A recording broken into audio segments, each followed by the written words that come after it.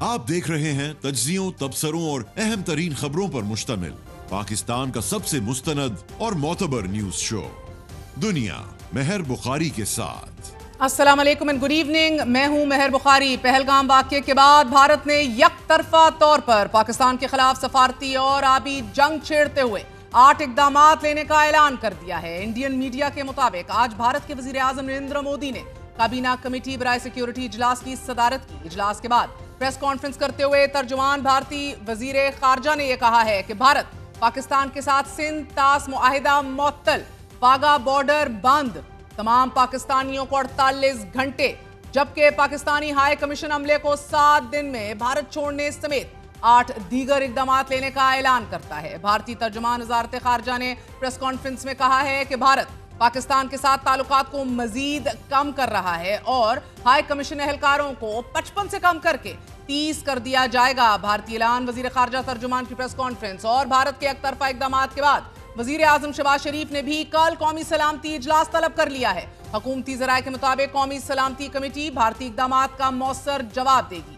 بھارت کی جانب سے شروع کی گئی سفارتی جنگ کا سب سے بڑا حملہ پاکستان کے دریاؤں اور بالخصوص سندھ طاس منصوبے پر کیا گیا ہے۔ پاکستان بھارت کے درمیان 1960 میں طے پانے والے سندھ طاس معاہدے کو پاکستان کی آبی شہرک قرار دیا جاتا ہے۔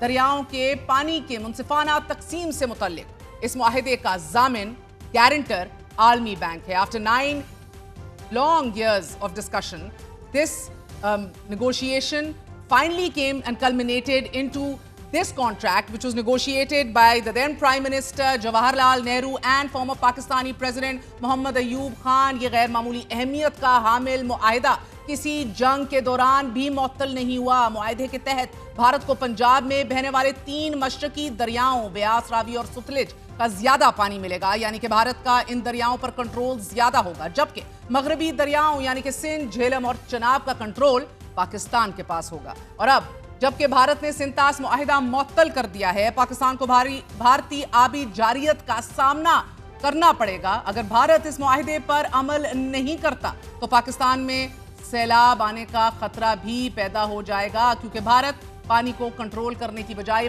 پانی پاکستانی دریاؤں میں چھوڑ دے گا۔ سندھ طاس منصوبہ پاکستان کی معیشت اور ایگریکلچر، یہاں کی زراعت کے لیے بہت اہمیت کا حامل ہے۔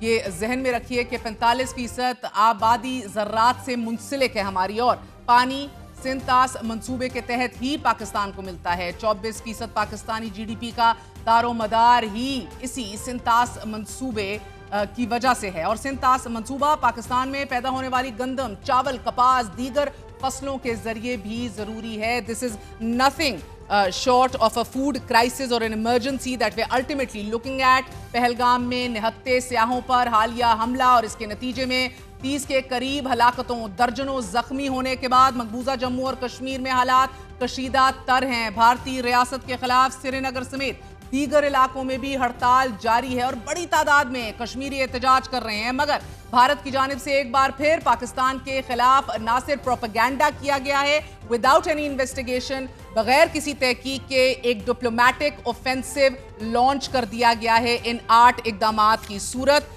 یہ اوفینسو جو ہے یہ مزید اس کی کیا اہمیت ہے اور اس کے کیا اثرات مرتب ہوں گے، اس حوالے سے بھی بات کریں گے، لیکن آپ کو بتاتے چلیں پاکستان کے دفتر خارجہ ترجمان نے سیاحوں پر حملے اور پھر جانوں کے ضیاع پر تشویش کا اظہار کیا ہے، اور ساتھ ہی فالس فلیگ آپریشن کی تاریخ ایک بار پھر دہرائی جا رہی ہے۔ یہ کہا گیا ہے حالانکہ مقبوضہ جموں اور کشمیر میں ہونے والے اس حملے کی ذمہ داری دا کشمیر ریزسٹنس فرنٹ نے قبول کر لی ہے۔ خبر رساں ادارے روئٹرز کے مطابق دا کشمیر ریزسٹنس فرنٹ نے اپنے بیان میں کہا ہے کہ خطے میں 85,000 سے زائد باہر کے لوگوں کو بسایا جا رہا ہے، کہ جس سے خطے میں ڈیموگرافک تبدیلی آ رہی ہے۔ ٹی آر ایف کا مزید یہ کہنا ہے کہ یہ غیر مقامی سیاح بن کر آتے ہیں اور پھر ڈومیسائل حاصل کرتے ہیں اور پھر ایسا کام کرتے ہیں کہ جسے وہ زمین کے مالک ہوں۔ اس کے نتیجے میں تشدد ان لوگوں کے خلاف ہوگا کہ جو غیر قانونی طور پر آباد ہونے کی کوشش کر رہے ہیں۔